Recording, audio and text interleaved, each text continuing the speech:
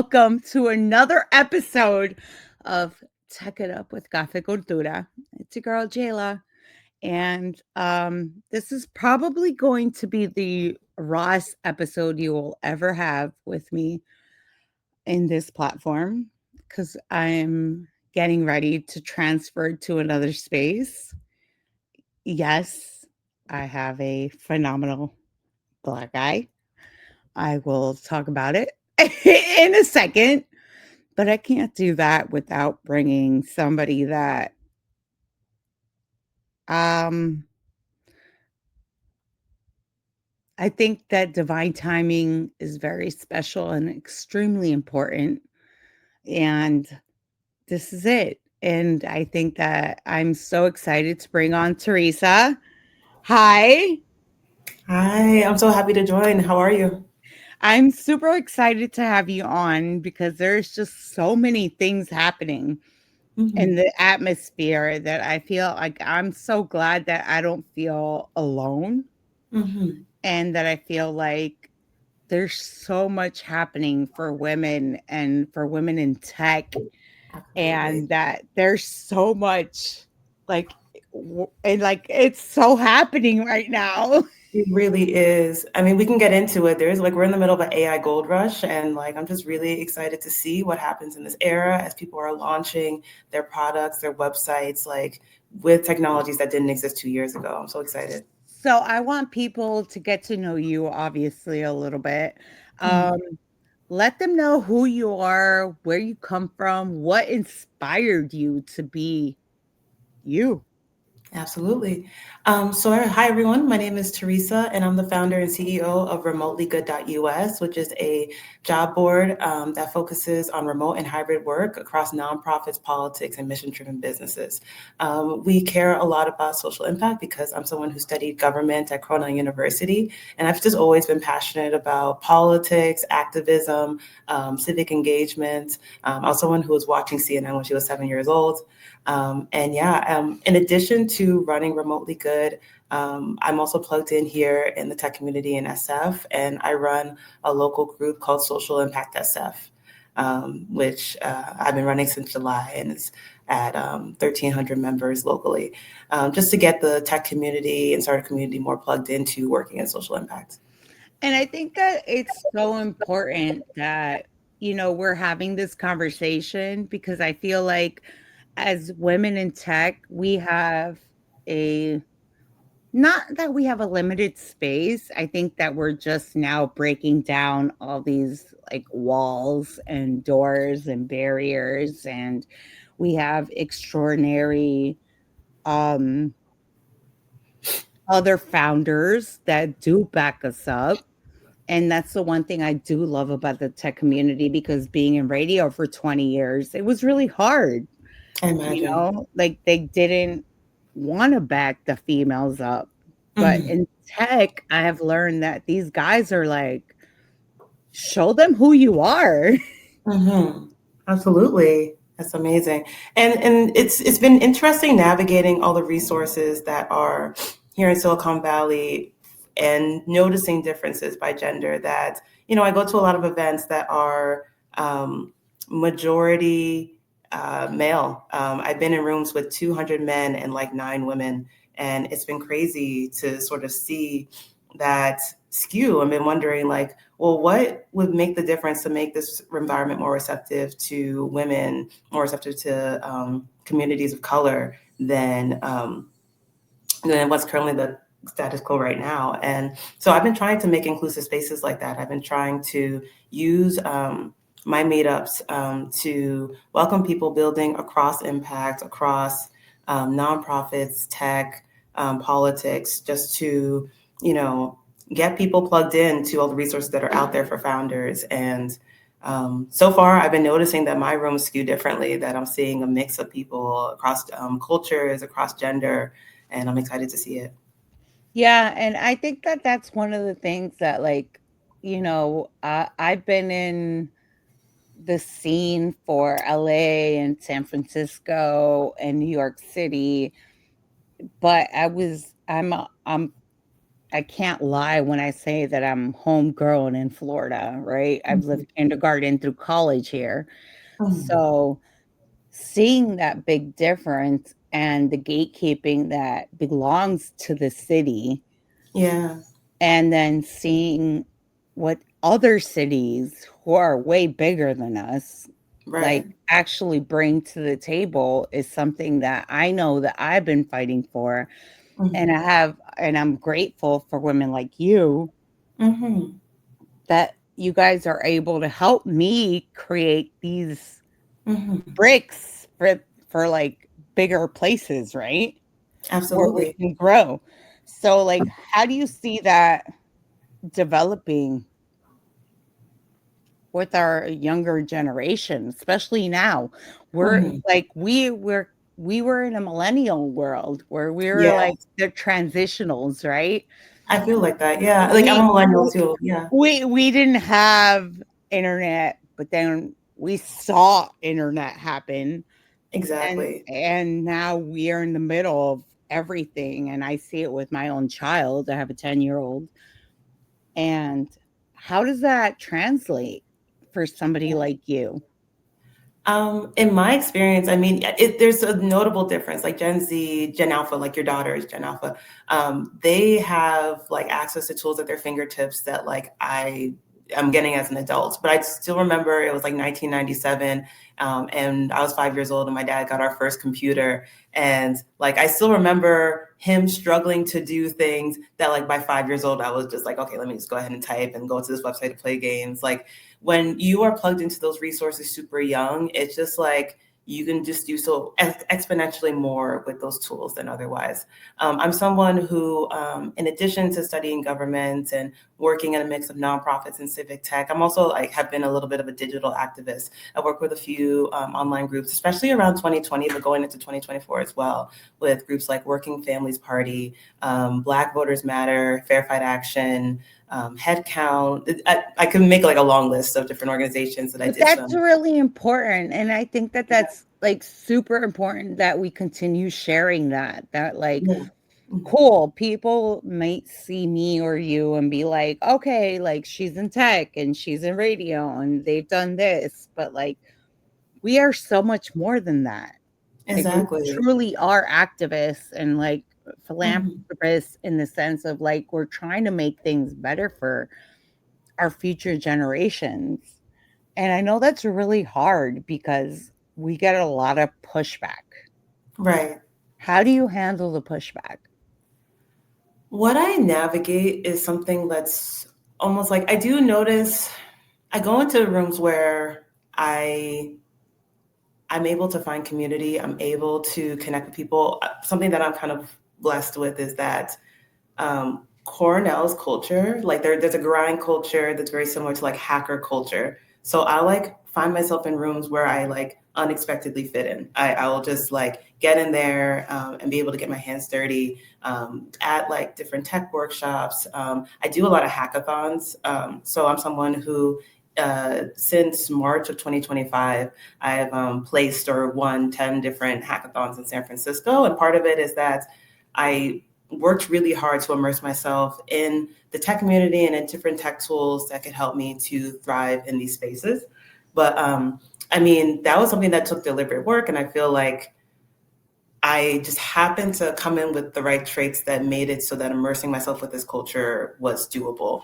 But like it's not something that is intuitive to everybody or easy to Mm. navigate. So in terms of like me running into resistance in this community, it's more of like there's like a certain expectation about how you carry yourself in these rooms and what you bring to the table in these rooms that you don't always navigate outside of tech or Silicon Valley. How do you feel? Because I have found that in between the entertainment industry and what we're doing in tech, Mhm. there's a high level of authenticity of Yeah, who you actually are, right? right. Hmm. I hate wearing heels. Like, I'm Right. not gonna wear high heels to, like, an event. Like, if you really want me to go wear high heels, you're gonna have to pay me for it. That's hilarious. Yeah, I'm kind of similar. Like it has to be a really like For a gala, I'll go all out. I'll get my hair, makeup, and Yeah. everything. But if I'm going to like a tech workshop or a demo night or a hackathon, that's like, I'll dress like Mark Zuckerberg and just like go into my hoodie and jeans, and like I'm not that's me. So But I think that that's so beautiful, and I think that, like, as women in this industry, we need to continue sharing that story because mhm, I've worked with over 200 DJs in the DJ world, right? In New York City, in Spain, in the Cayman Islands, in Aruba, in Paris, and so many places. And for me, it was just I always tried to be somebody, but then I realized, like, I was my best self when I was in my hoodie and my sneakers yes, and just making sure that my friends were simply okay. yeah, exactly. That's very much me. I feel like everyone who's gotten to know me here in San Francisco has like gotten used to seeing me, just seeming really casual and approachable. I'm someone who tries to be a sort of like Yeah, resource connector person, and that was completely by accident. I'm someone who, for the first 30 years of my life, I was heavily like an introvert. I was someone who like would need to recharge after going to a networking event. I think I'm lucky just because right before I got to San Francisco, I spent a year working with the Young Professional Society back in Massachusetts. I was on their board and got used to having like monthly happy hour mixers. And it was just in time that I got here, and I don't get drained by coming to networking events. And that helps so much because I was able to make so many connections. I've added like 1,000 people on LinkedIn since I got here, and it just became easy. I would just pick up like little nuggets of information from each person I would meet at yeah. different events. I'll tuck it in my back pocket as a resource to save for the next person, so that like I'm meeting someone who's working in something random, like something I'm not, that this is not my background, like AI and video. And I'm just like, oh, I heard know about this group that you can join, and they have like these monthly video hackathons or hack nights that you Oh can my join. god. That Yeah, and I it's like, think that that's so important. People don't yeah, realize how important that is, right? exactly. Because That you at just the keep things in end your of back the pocket. day, we're such community builders, and I want to give you your flowers and Thank you. really, Yes. um it's funny because I'm very much into the wrestling community, and, there's many acknowledgments and fractions and heels and things that they go through, but one of them is, acknowledging a lineage, and I think that as women in the tech game, we Yes. are creating that lineage. Yes, we are. And I And like, think that we have to do it actually together. And I think that your lineage is very much intertwined with mine. oh, And, we spoke about it earlier off camera, which yes. was we've been trying to do this for like maybe 2 months, I think, at this point. Okay. And it's been something that's been, like, in my head that's like, "Oh my god, I have to intentionally make this work. This person is so phenomenal, and I just we need to talk, but, like, why is the world intervening?" Mhm. And now I understand the divine timing Right, right, right. because And now I get it. Like, now I get where our worlds meet, where our worlds collide. And I exactly. think that that's so beautiful, and I think that that's a lot of things that people tend to forget in the world that we are currently living in. Exactly. And like just thinking about divine timing, I know the first time we tried to meet was like end of September officially, and we just had to push it.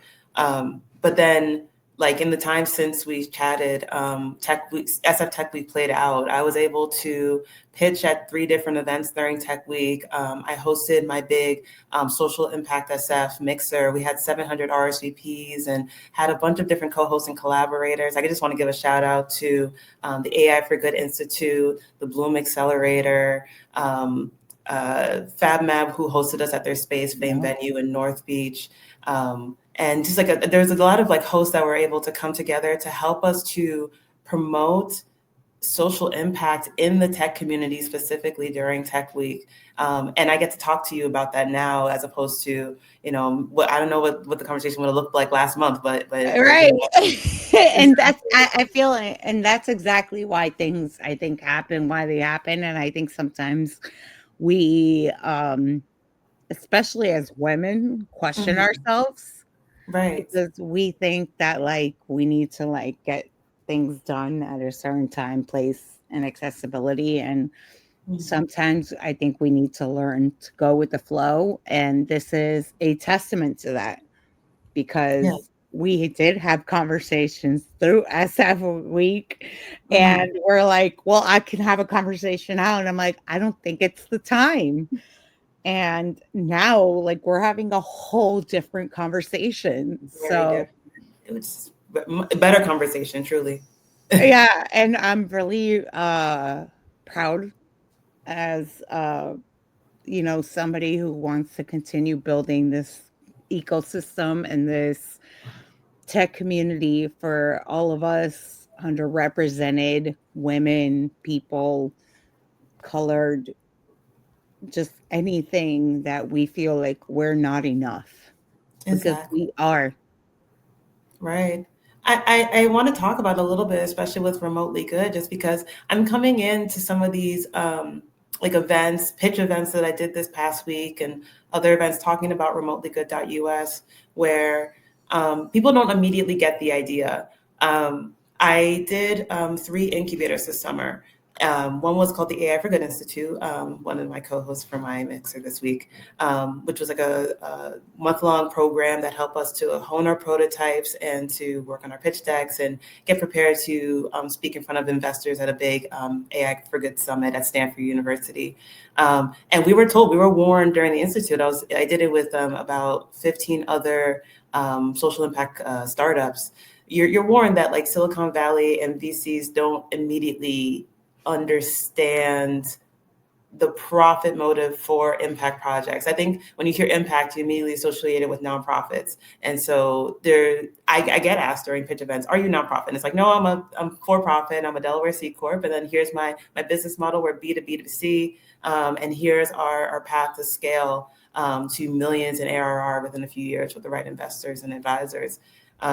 But there is this And I like think that's really important for you to actually share absolutely. because people always think that because we want to help improve the world, we want to Hmm. create impact, we want to Right. change people's life, that we have to be a nonprofit.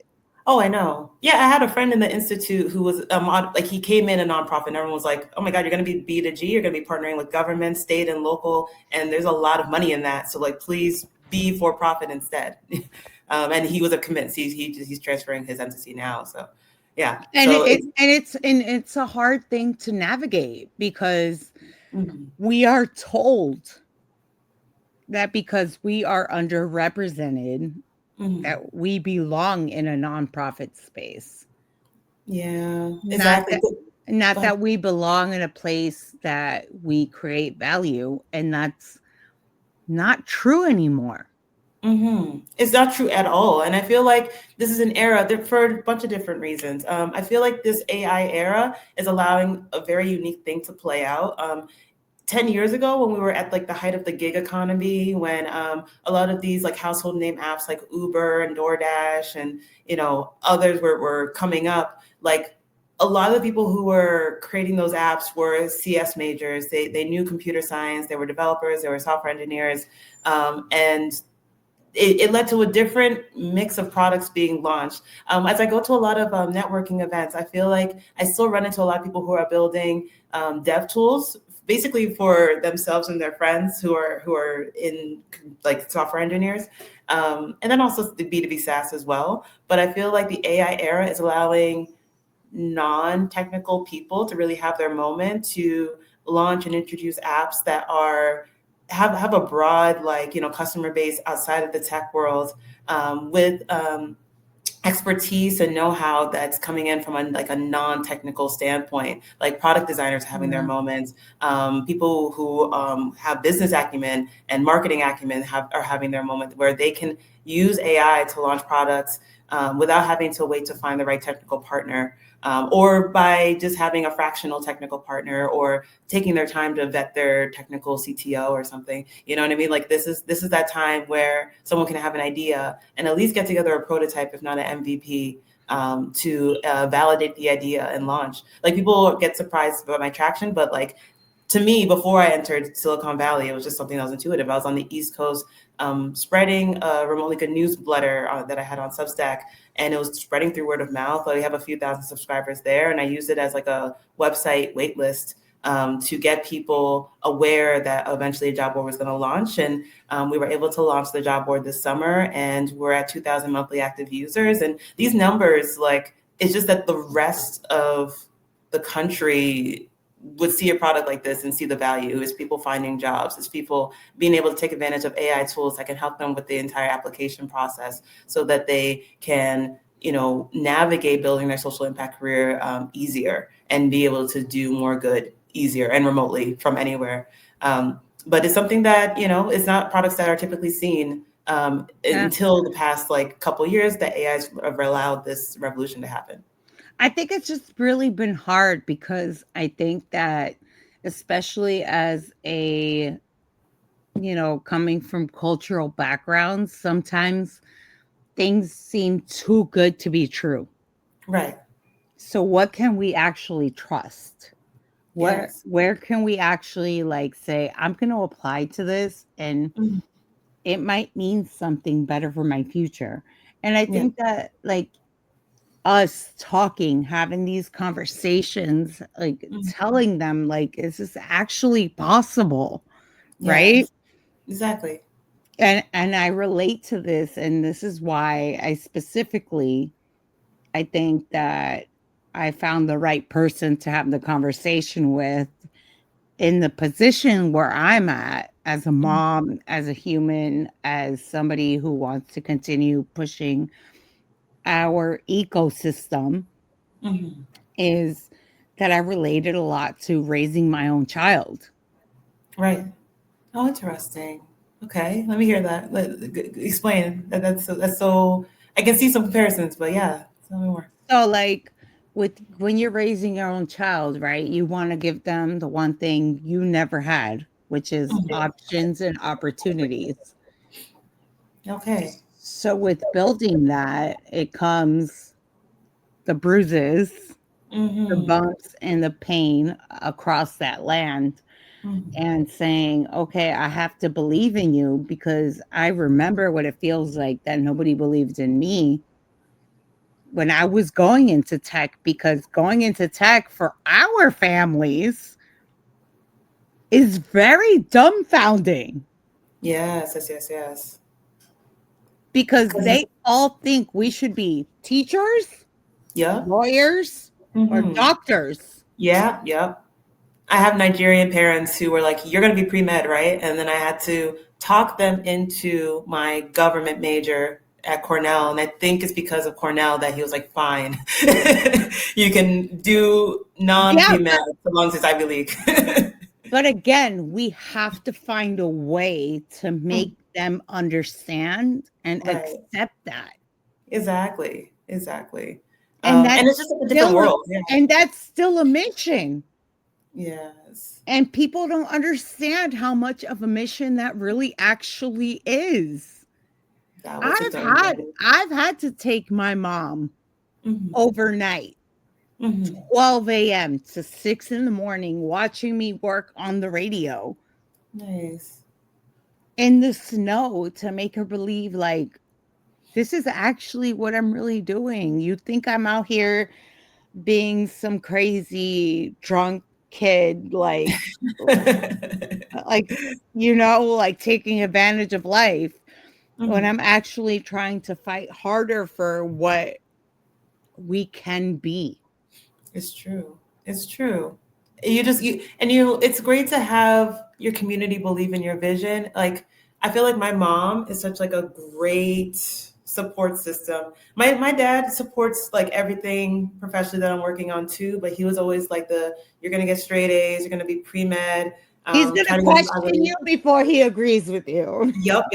Yes. But then my mom is just like on the other side, like a cheerleader, like the I love you no matter what. I mean, he loved me no matter what, but she would just be Yeah. loud about like no matter what you're working on, I'm so proud of you. Even if you like need to take time away, I'm so proud of you. I like she's just someone who just like wears her heart on her sleeve and it just like oozes out that like that's like the foundation for me having one like a strong core as I'm like going out and taking these risks by moving 3,000 miles away to San Francisco. Like part of that decision was literally I wanted to build my website out in Massachusetts. I did a virtual accelerator like in early 2024 and just kept assuming I'd be able to build remotely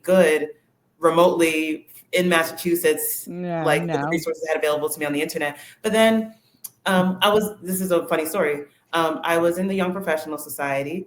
I got plugged into the entrepreneurship community so much that I hosted a leadership panel with every leader of a entrepreneurship like nonprofit or accelerator in Western Mass called like Leadership in the Pioneer Valley. I knew everyone on the panel, but in like by a first name basis, and I just like look at them and I'm just like, they will not build. They're not the people who know how to build and launch my website.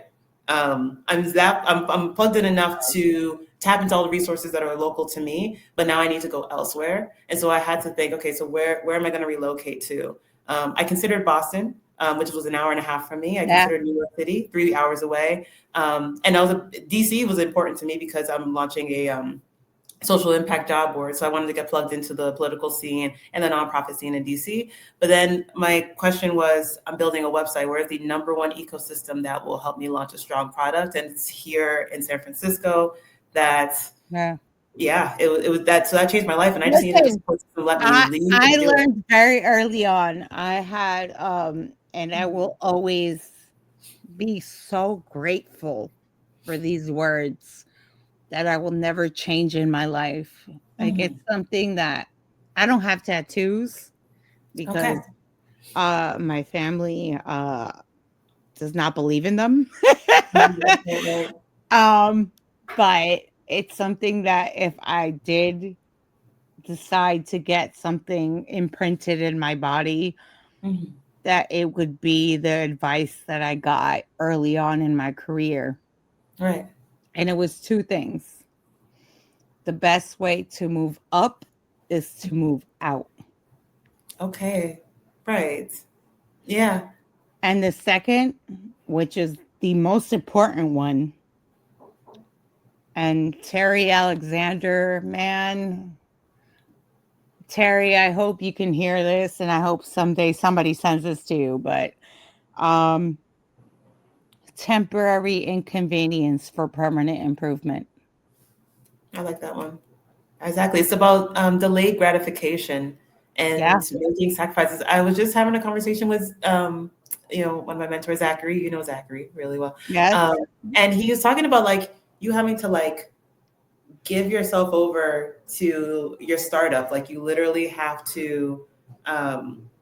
I don't know, like the way he said it, like, and I feel like it's my You baby. have to be that like you have to embody who that is, right? Exactly. And it's But really I hard wake up with because this. Yeah. when people tell you like, "Hey, don't take things personal. It's just business."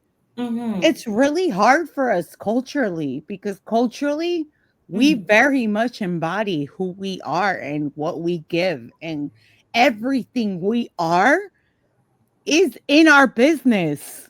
It's like so many things at the same time. For me, like it's my baby. I wake up every day with this like I don't doubt my passion and my drive to continue building remotely good. Like it's just so ingrained in me and so ingrained in like every day that I wake up and like, okay, so that's what am I doing for remotely good? I don't have any drive to build like outside of this ecosystem. I don't have like another project that's like super in my forefront of my brain, like, oh, that could work too.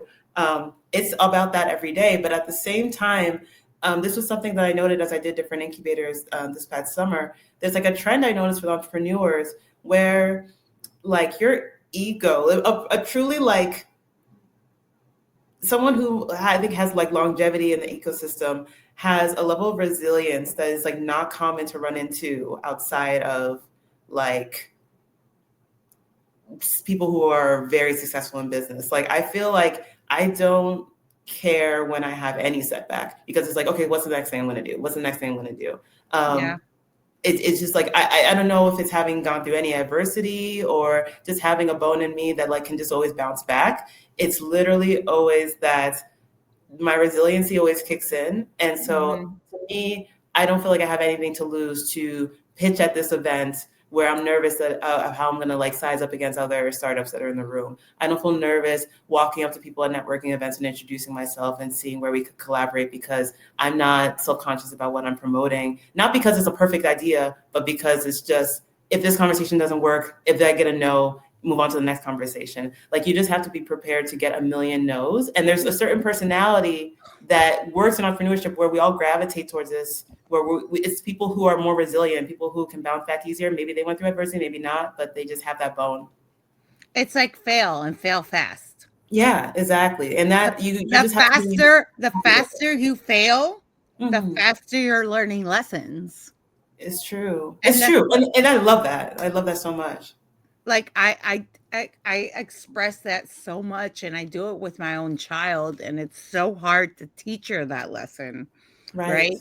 But I'm also a really proud mom because in the sense of like my kid is calling me and it's like, um, I want to see my therapist today. I don't need to talk to anybody else but my Okay. therapist. Oh, interesting. And I think that that's so important that like we continue to develop and evolve as Mhm. a generation, as a world, right? Right. Because now these little girls are seeing beautiful, strong, powerful women like Absolutely. you, like Yeah. me, that are Yes. saying, you know what, you can be a mom, Hmm. maybe not be perfect, Right. but still be a great one Hmm. and also be a great business owner and still be a part of a community and still be a part of your religion and still be a part of your family. Yes, it is. And I think that's really beautiful. And I really want to thank you because I feel that I know we've had a long time to have this conversation, but I think that there's a purpose in it. And I think that you have made a lot of reassurance that you are a very much community leader. Thank you. Thank you. A- I appreciate that. And people need to understand that. And you need to continue honing your power and being the community leader that you are and spreading the word that you continue to spread and teach these girls that we are way more powerful than we think we are. And sometimes they don't need to hear it from their moms, but they need to hear it from other girls around them.